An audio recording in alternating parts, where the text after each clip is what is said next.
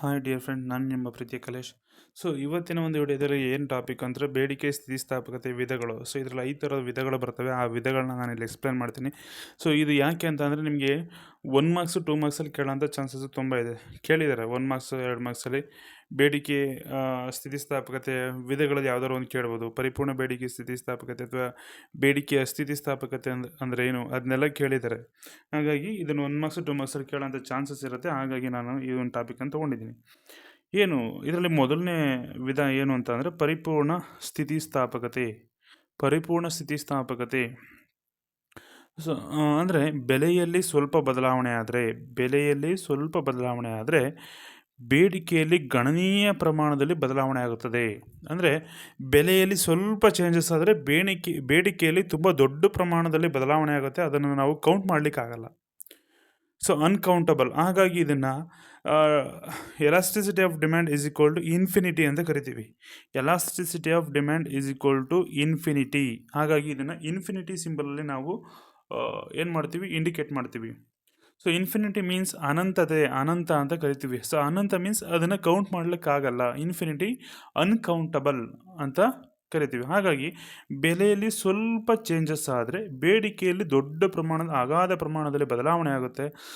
ಅದನ್ನು ನಾವು ಇನ್ಫಿನಿಟಿ ಅಂದರೆ ಅನ್ಕೌಂಟಬಲ್ ಬದಲಾವಣೆ ಆಗುತ್ತೆ. ಅದನ್ನು ನಾವು ಕೌಂಟ್ ಮಾಡಲಿಕ್ಕೆ ಎಷ್ಟು ಬದಲಾವಣೆ ಆಗುತ್ತೆ ಅನ್ನೋದನ್ನು ಕೌಂಟ್ ಮಾಡಲಿಕ್ಕೆ ಆಗಲ್ಲ. ಹಾಗಾಗಿ ಇಲ್ಲಿ ಡಿಮ್ಯಾಂಡ್ ಕರ್ವ್ ಏನಾಗಿದೆ, OX ಅಕ್ಷಕ್ಕೆ ಸಮಾನಾಂತರವಾಗಿದೆ. ರೀಸನ್ ಏನು ಅಂದರೆ ಇನ್ಫಿನಿಟಿ ಇರೋದ್ರಿಂದ, ಅಂದರೆ ಅನ್ಕೌಂಟಬಲ್, ನಾವು ಕೌಂಟ್ ಮಾಡಲಿಕ್ಕೆ ಆಗಲ್ಲ, ಅನಂತತೆ ಇರೋದ್ರಿಂದ ಇದು ಯಾವಾಗಲೂ ಕೂಡ ಏನಾಗಿರುತ್ತೆ, OX ಅಕ್ಷಕ್ಕೆ ಸಮಾನಾಂತರವಾಗಿರುತ್ತೆ. ಯಾವುದು? ಬೇಡಿಕೆ ರೇಖೆ. ಇನ್ನು ನೆಕ್ಸ್ಟು ಇನ್ನೊಂದು ವಿಧ ನೋಡೋದಾದರೆ ಎರಡನೇ ವಿಧ ಸಾಪೇಕ್ಷ ಸ್ಥಿತಿಸ್ಥಾಪಕತ್ವ. ಸಾಪೇಕ್ಷ ಸ್ಥಿತಿಸ್ಥಾಪಕತ್ವ ಏನು ಹೇಳುತ್ತೆ ಅಂದರೆ ಬೆಲೆಯಲ್ಲಿ ಸ್ವಲ್ಪ ಪ್ರಮಾಣದಲ್ಲಿ ಬದಲಾವಣೆ ಆದರೆ ಬೇಡಿಕೆಯಲ್ಲಿ ಅಪಾರ ಪ್ರಮಾಣದಲ್ಲಿ ಬದಲಾವಣೆ ಆಗುತ್ತೆ. ಇದನ್ನು ನಾವು ಕೌಂಟ್ ಮಾಡ್ಬೋದು. ಬೇಡಿಕೆಯಲ್ಲಿ ಅಪಾರ ಪ್ರಮಾಣದಲ್ಲಿ ಬದಲಾವಣೆ ಉಂಟು ಮಾಡುತ್ತದೆ. ಇದು ಕೌಂಟಬಲ್. ನಾವು ಕೌಂಟ್ ಮಾಡ್ಬೋದು. ನೋಡಿ, ಇಲ್ಲಿ ಸ್ವಲ್ಪ ಪ್ರಮಾಣದಲ್ಲಿ ಬದಲಾವಣೆ ಆಗಿದೆ. ಅದಕ್ಕೆ ಆ ಬೆಲೆಯಲ್ಲಿ ಏನು ಬದಲಾವಣೆ ಆಗಿದೆಯಲ್ಲ ಅದಕ್ಕಿಂತ ಹೆಚ್ಚಿನ ಪ್ರಮಾಣದಲ್ಲಿ ಇಲ್ಲಿ ಬೇಡಿಕೆಯಲ್ಲಿ ಬದಲಾವಣೆ ಆಗಿರೋದನ್ನು ನಾವಿಲ್ಲಿ ಕಾಣ್ಬೋದು. ಹಾಗಾಗಿ ಇದನ್ನು elasticity of demand is equal to greater than 1 ಅಂತ ಕರಿತೀವಿ. Elasticity of demand is greater than 1. Greater than 1 ಅಂದರೆ ಬೆಲೆಯಲ್ಲಿ ಎಷ್ಟು ಬದಲಾವಣೆ ಆಗುತ್ತಲ್ಲ ಅದಕ್ಕಿಂತ ಹೆಚ್ಚಿನ ಪ್ರಮಾಣದಲ್ಲಿ ಬದಲಾವಣೆ ಆಗುತ್ತೆ. ಎಲ್ಲಿ? ಬೇಡಿಕೆಯಲ್ಲಿ ಬೆಲೆಗಿಂತ ಹೆಚ್ಚಿನ ಪ್ರಮಾಣದಲ್ಲಿ ಬದಲಾವಣೆ ಆಗುತ್ತೆ. ನೋಡಿ, ಬೆಲೆಯಲ್ಲಿ ಇಷ್ಟು ಪ್ರಮಾಣದಲ್ಲಿ ಬದಲಾವಣೆ ಅಂದರೆ ಬೇಡಿಕೆಯಲ್ಲಿ ಇಷ್ಟು ಪ್ರಮಾಣದಲ್ಲಿ ಬದಲಾವಣೆ ಆಗಿರೋದನ್ನು ನಾವಿಲ್ಲಿ ಕಾಣ್ಬೋದು. ಇನ್ನು ಮೂರನೇ ವಿಧ ನೋಡೋದಾದರೆ ಪರಿಪೂರ್ಣ ಅಸ್ಥಿತಿಸ್ಥಾಪಕತ್ವ. ಬೆಲೆಯಲ್ಲಿ ಎಷ್ಟೇ ಬದಲಾವಣೆ ಆದರೂ ಕೂಡ ಬೇಡಿಕೆಯಲ್ಲಿ ಯಾವುದೇ ಬದಲಾವಣೆ ಆಗೋದಿಲ್ಲ. ಹಾಗಾಗಿ ಬೇಡಿಕೆ ರೇಖೆ ಡಿಮ್ಯಾಂಡ್ ಕರ್ವ್ ಏನಾಗಿರುತ್ತೆ, OX ಅಕ್ಷಕ್ಕೆ ಲಂಬಾಂತರವಾಗಿರುತ್ತೆ. ಈ ರೀತಿ ಲಂಬಾಂತರವಾಗಿರುತ್ತೆ. ಅಂದರೆ ಬೆಲೆಯಲ್ಲಿ ಎಷ್ಟಾದರೂ ಚೇಂಜಸ್ ಆಗ್ಬೋದು. ಈ ರೀತಿ P ಇಂದ P1 ಕಡಿಮೆ ಆಗ್ಬೋದು, ಇಲ್ಲ ಜಾಸ್ತಿ ಆಗ್ಬೋದು. ಬೇಡಿಕೆಯಲ್ಲಿ ಯಾವುದೇ ರೀತಿ ಚೇಂಜಸ್ ಆಗಲ್ಲ. ಹಾಗಾಗಿ OX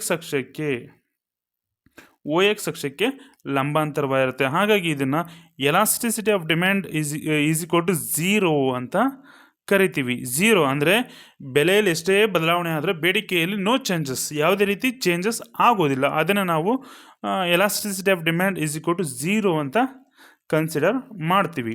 ಇನ್ನು ನೆಕ್ಸ್ಟ್ ವಿಧ ನೋಡೋದಾದರೆ ಸಾಪೇಕ್ಷ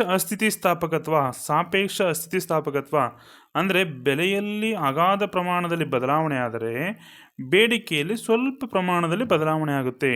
ನೋಡಿ, ಬೆಲೆಯಲ್ಲಿ ಇಷ್ಟು ಬದಲಾವಣೆ ಆಗಿದೆ, ಬೇಡಿಕೆಯಲ್ಲಿ ಇಷ್ಟು ಬದಲಾವಣೆ ಆಗಿದೆ. ಅಂದರೆ ಬೆಲೆಯಲ್ಲಿ ಅಗಾಧ ಪ್ರಮಾಣದ ಬದಲಾವಣೆ ಆದರೆ ಬೇಡಿಕೆಯಲ್ಲಿ ಸ್ವಲ್ಪ ಪ್ರಮಾಣದ, ನೋಡಿ, ಇಷ್ಟು ಬದಲಾವಣೆ ಆಗಿದೆ, ಇದಿಷ್ಟು ಬದಲಾವಣೆ ಆಗಿದೆ. ಇಲ್ಲಿ ಬೆಲೆಯಲ್ಲಿ ಜಾಸ್ತಿ ಬದಲಾವಣೆ ಆಗಿರೋದನ್ನು ನಾವು ನೋಡ್ಬೋದು. ಆದರೆ ಡಿಮ್ಯಾಂಡಲ್ಲಿ ಸ್ವಲ್ಪ ಚೇಂಜಸ್ ಆಗಿದೆ ಅಷ್ಟೇ, ಸ್ವಲ್ಪ ಚೇಂಜಸ್ ಆಗಿದೆ. ಹಾಗಾಗಿ ಇದನ್ನು elasticity of demand less than 1 ಅಂತ ಕರಿತೀವಿ. Elasticity of demand less than 1 ಅಂತ ಇದನ್ನು ಕರಿತೀವಿ. ಇನ್ನು ನೆಕ್ಸ್ಟ್ ಇನ್ನೊಂದು 5ನೇ ವಿಧ ನೋಡೋದಾದರೆ ಏಕಸಮಾನ ಸ್ಥಿತಿಸ್ಥಾಪಕತ್ವ. ಏಕಸಮಾನ ಸ್ಥಿತಿಸ್ಥಾಪಕತ್ವ ಅಂದರೆ ಬೆಲೆಯಲ್ಲಿನ ಬದಲಾವಣೆಯ ಪ್ರಮಾಣದಷ್ಟೇ ಬೇಡಿಕೆಯಲ್ಲಿ ಬದಲಾವಣೆ ಆಗುತ್ತೆ. ಅಂದರೆ ಬೆಲೆಯಲ್ಲಿ ಎಷ್ಟು ಬದಲಾವಣೆ ಆಗುತ್ತೋ ಬೇಡಿಕೆಯಲ್ಲೂ ಕೂಡ ಅಷ್ಟೇ ಬದಲಾವಣೆ ಆಗುತ್ತೆ ಅನ್ನೋದು.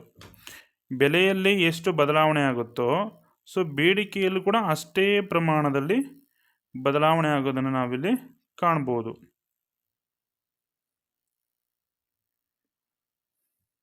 ನೋಡಿ, ಬೆಲೆಯಲ್ಲಿ ಎಷ್ಟಾಗಿರುತ್ತೋ ಅಷ್ಟೇ ಪ್ರಮಾಣದಲ್ಲಿ ಬೇಡಿಕೆಯಲ್ಲೂ ಕೂಡ ಬದಲಾವಣೆ ಆಗೋದನ್ನು ನಾವಿಲ್ಲಿ ಕಾಣ್ಬೋದು. ಸೊ ಬೇಡಿಕೆಯಲ್ಲಿ ಎಷ್ಟಾಗಿದೆ, ಬೆಲೆಯಲ್ಲೂ ಕೂಡ ಅಷ್ಟೇ ಆಗಿದೆ, ಯಾವುದೇ ರೀತಿ ವೇರಿಯೇಷನ್ ಆಗಿಲ್ಲ. ಬೆಲೆಯಲ್ಲಿ ಎಷ್ಟು ಪ್ರೈಸಲ್ಲಿ ಎಷ್ಟು ಚೇಂಜಸ್ ಆಗುತ್ತೋ ಅದೇ ರೀತಿ ಡಿಮ್ಯಾಂಡಲ್ಲೂ ಕೂಡ ಅಷ್ಟೇ ಚೇಂಜಸ್ ಆಗೋದನ್ನು ನಾವಿಲ್ಲಿ ಕಾಣ್ಬೋದು. ಇದನ್ನು ಏಕಸಮಾನ ಸ್ಥಿತಿಸ್ಥಾಪಕತ್ವ ED = 1 ಅಂತ ಕರಿತೀವಿ. ED = 1. ಬೆಲೆಯಲ್ಲಿ ಎಷ್ಟು ಬದಲಾವಣೆ ಆಗುತ್ತೆ ಬೇಡಿಕೆಯಲ್ಲೂ ಕೂಡ ಅಷ್ಟೇ ಬದಲಾವಣೆ ಆಗೋದನ್ನು ನಾವಿಲ್ಲಿ ಕಾಣ್ಬೋದು. ಇದಿಷ್ಟು ಏನು ಬೇಡಿಕೆ ಸ್ಥಿತಿಸ್ಥಾಪಕತ್ವದ ವಿಧಗಳು. ಸೊ ಯಾರೆಲ್ಲ ನೋಡ್ತೀರಾ ಎಲ್ಲರೂ ಕೂಡ ಥ್ಯಾಂಕ್ಸ್ ಹೇಳಲಿಕ್ಕೆ ಇಷ್ಟಪಡ್ತೀನಿ. ಸೊ ನನ್ನ ಯೂಟ್ಯೂಬ್ ಚಾನಲ್ನ ಎಲ್ರಿಗೂ ಶೇರ್ ಮಾಡಿ, ಅದರಲ್ಲೂ ಸೆಕೆಂಡ್ PUC ಸ್ಟೂಡೆಂಟ್ಸ್ ಯಾರ್ಯಾರು ಇದ್ದಾರೆ ಎಲ್ಲರೂ ಕೂಡ ಶೇರ್ ಮಾಡ್ಕೊಳ್ಳಿ. ಸೊ ನೆಕ್ಸ್ಟ್ ಕ್ಲಾಸಸ್ ನಿಮಗೆ ನೋಟಿಫಿಕೇಶನ್ ಬರ್ತದೆ. ನಾನು ಸಿಂಪಲ್ ಒಂದೊಂದೇ ಟಾಪಿಕ್ ತೊಗೊಂಡು ಒಂದು 10 ನಿಮಿಷ 5 ನಿಮಿಷದಲ್ಲಿ ಮುಗಿಸ್ತಾ ಇದ್ದೀನಿ.